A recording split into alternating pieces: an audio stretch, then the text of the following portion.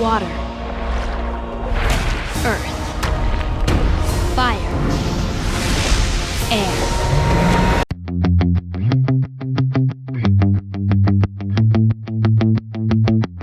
Bon, salut tout le monde, donc cette semaine on se retrouve dans une nouvelle vidéo. Puis qu'est-ce que je vous présente, c'est un jeu de société.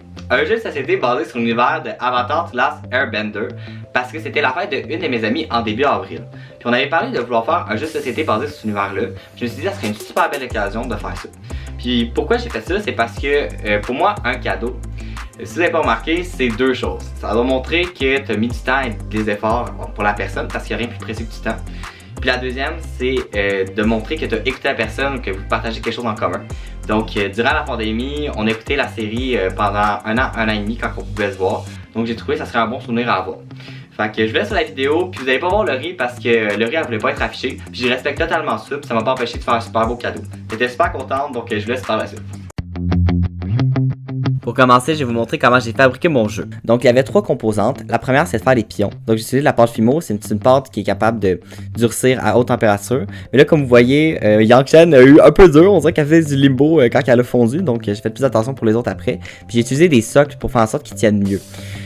Par la suite, la deuxième étape, c'était de faire les cartes. C'est l'élément central. C'est comme ça qu'on joue. C'est un jeu de cartes avec des dés. Donc, il fallait que le jeu soit aussi très représentatif, donc je me suis tapé les 3 saisons d'Avatar de 20 épisodes après par moi-même en vitesse x2 pour essayer de trouver les moments les plus représentatifs de la série, puis aussi les moments qu'on avait partagés ensemble pour que ça soit un jeu aussi rempli d'insights. La dernière composante, et non la moindre, c'est de faire la carte. Donc je me suis dit, pourquoi pas projeter sur un écran, c'est-à-dire la télé, la carte d'Avatar puis la tracer au crayon de plomb. Faut faire super attention, puis j'ai fait super attention maman, j'ai pas brisé ta télé à tracer, puis le tape je l'ai vraiment mis derrière, puis pas sur l'écran parce que sinon ça aurait tout brisé. On a testé le jeu avec des amis, puis on s'est rendu compte de deux choses. Premièrement, il y avait trop de villes sur la carte, donc ça rallongeait le jeu, puis aussi il n'y avait pas d'assez de cartes d'attaque, fait que ça faisait encore ralentir le jeu. Donc pour avoir un jeu plus rapide, j'ai changé ça, j'ai mis toutes mes cartes au propre, puis j'ai essayé que ça soit balancé pour que chaque élément ait un nombre équivalent de cartes, parce que je trouve que ça serait plus logique d'avoir une symétrie de tout ça. Puis par la suite, je me suis attaqué à la carte. Là, quand j'ai décidé des villes que j'allais choisir, j'ai tracé au pilote, puis j'ai utilisé du pastel sec pour embellir la carte, puis j'ai quand même trouvé que ça donnait vraiment un aspect voyage puis tout. J'ai relié toutes les villes ensemble parce que c'est comme ça qu'on peut se déplacer d'une ville à l'autre, puis c'est comme ça que j'ai terminé mon jeu. Avant de vous expliquer mon jeu, je pense que ça serait pertinent de faire un court résumé de la série. C'est aussi pour montrer à Laurie que j'ai bien écouté cette fois-ci, puis que je me suis pas endormi comme au Seigneur des Anneaux, donc le voici. L'histoire commence avec un frère puis une sœur, Katara, une waterbender, ça c'est une personne qui contrôle l'élément de l'eau, et son frère Sokka trouve un iceberg qui abritait Aang et son bison.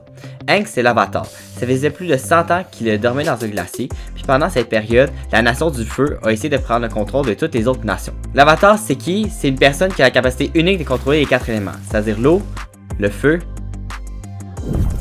la terre et l'air. L'antagoniste de l'histoire c'est Zuko. Zuko en fait c'est le prince de la nation du feu qui a été banni par son père, puis il se doit de retrouver l'avatar pour être capable de se redigner face à ce dernier. Dû à son jeune âge lors de sa cryogénisation, Aang n'a pas su maîtriser tous les éléments. C'est pour cette raison qu'il est allé voir le maître de l'eau, le maître Pakku, pour qu'il lui apprenne cet élément. Cependant, il ne voulait pas également enseigner à Katara puisqu'il était misogyne, dû à des coutumes, mais Katara l'a remis à sa place puis il s'est rendu compte que Katara était assez forte pour être la professeure personnelle de Aang. Lorsque le roi de la nation du feu a appris que l'avatar était de retour, il a envoyé également sa fille pour essayer de le capturer. Par la suite, Aang se devait de trouver une enseignante pour la Terre, et c'est en se rendant dans une ville lors d'un combat clandestin qu'ils ont fait la rencontre du meilleur personnage de la série, qui est Toph, une jeune fille aveugle qui perçoit son environnement grâce à ses pieds. Puis elle a appris à Aang non seulement l'élément de la terre, mais aussi d'attendre, d'écouter avant d'attaquer. Par la suite, nos héros sont rendus dans le désert pour trouver la bibliothèque de Wan Sing Tong, qui est une bibliothèque qui a plein d'informations, puis ils cherchaient un moyen de vaincre la nation du feu. Puis ils ont découvert qu'il y aurait une certaine éclipse qui aurait lieu, où est-ce que les Firebenders n'auraient plus aucun pouvoir. Bien que Zuko est un antagoniste, il avait un très bon fond et il hésitait même à rejoindre l'équipe de l'Avatar. Cependant, il s'est rallié à sa sœur, ce qui a fait en sorte que ça l'a pratiquement tué l'Avatar et mis son meilleur ami, c'est-à-dire son oncle, en prison, pour cause de trahison. Par la suite, le jour de l'éclipse arriva, mais malencontreusement, les Firebenders s'étaient cachés car ils avaient anticipé une attaque surprise. Zuko est allé rendre visite à son oncle, puis il a vu qu'il avait très bien déçu, donc il s'est dit que pour regagner sa confiance, il allait rejoindre l'équipe d'Avatar. Ce fut très bénéfique pour notre équipe d'Avatar car Aang n'avait pas encore maîtrisé tout à fait l'élément du feu, puis c'était nécessaire pour lui de le maîtriser avant de combattre le roi de la Nation du Feu pour mettre fin à cette guerre. La série finit avec le roi de la Nation du Feu qui avait ses pouvoirs exaltés par la comète de Sozin qui passait tout près et de l'Avatar qui venait enfin d'accomplir sa mission d'apprendre tous les éléments pour mettre fin à la guerre.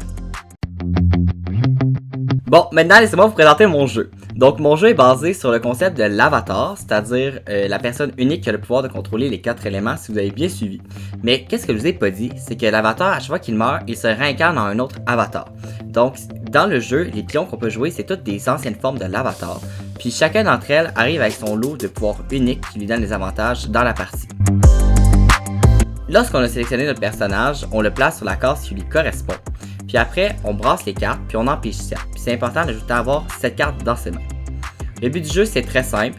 Chaque adversaire a 100 points de vie, puis à l'aide de cartes, on doit emmener ce dernier à 0 points de vie. Le tour de jeu se fait en 2 tâches, c'est-à-dire on déplace un personnage d'une case, puis par la suite, on joue une carte. Les cartes, il y en a de plusieurs types. Il y a des cartes de chaque élément, c'est-à-dire d'eau, de feu, de terre et d'air. Puis c'est facile de les reconnaître grâce au logo en haut de la carte, puis aussi à cause de la couleur de chacune. Il y a des cartes plus spéciales qui sont des cartes mauves et grises, qui sont des cartes qui sortent des éléments. Les cartes, c'est facile à identifier. Il y a le nom de la carte en haut à gauche, par la suite il y a son logo, par la suite le type de carte, puis souvent il y a une description, puis s'il y a lieu, parfois des spécifications qui donnent des bonus ou qui permettent de donner des précisions. Maintenant les types de cartes. Donc premièrement les cartes attaque sont les cartes principales et les plus nombreuses car c'est quand même l'objectif du jeu d'emmener l'adversaire à 0 point de vie. Puis souvent ces cartes sont accompagnées du terme niveau de puissance. En fait, le niveau de puissance est indépendant pour chaque élément et peut être augmenté, ce qui fait en sorte que par la suite, en augmentant ce niveau de puissance, vos attaques vont être plus fortes. Aussi, il faut savoir qu'à chaque fois que quelqu'un vous attaque, vous pouvez lancer un jet de résistance, c'est-à-dire lancer un dé de 20. Puis lorsque vous avez en dessous de 10, vous évitez l'attaque de l'adversaire. Ça fait court pour les cartes soins, ça le dit dans le nom, ça permet de se soigner. Il est important à savoir qu'on ne peut pas dépasser 100 points de vie, donc c'est à utiliser au bon moment. Maintenant, la grande utilité de la carte, c'est surtout de pouvoir aller acquérir des objets. Les objets, on peut en avoir jusqu'à 3 sur soi, puis ça permet d'avoir des avantages par rapport aux autres au fil de la partie. Certaines cartes permettent de pouvoir donner un statut à un adversaire ou à soi, qui procure un bonus ou un malus, puis il est important de savoir que les cartes de statut, on peut seulement en avoir un seul à la fois.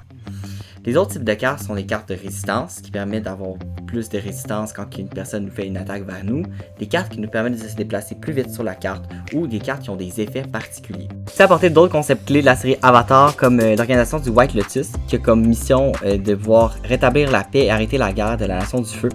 En fait, je l'ai intégré en mettant les 5 personnages qui font partie du White Lotus. Puis en fait, comme un peu dans Catan, celui qui a le plus de personnages du White Lotus a comme avantage de pouvoir avoir un niveau de puissance supplémentaire dans chaque bending différent.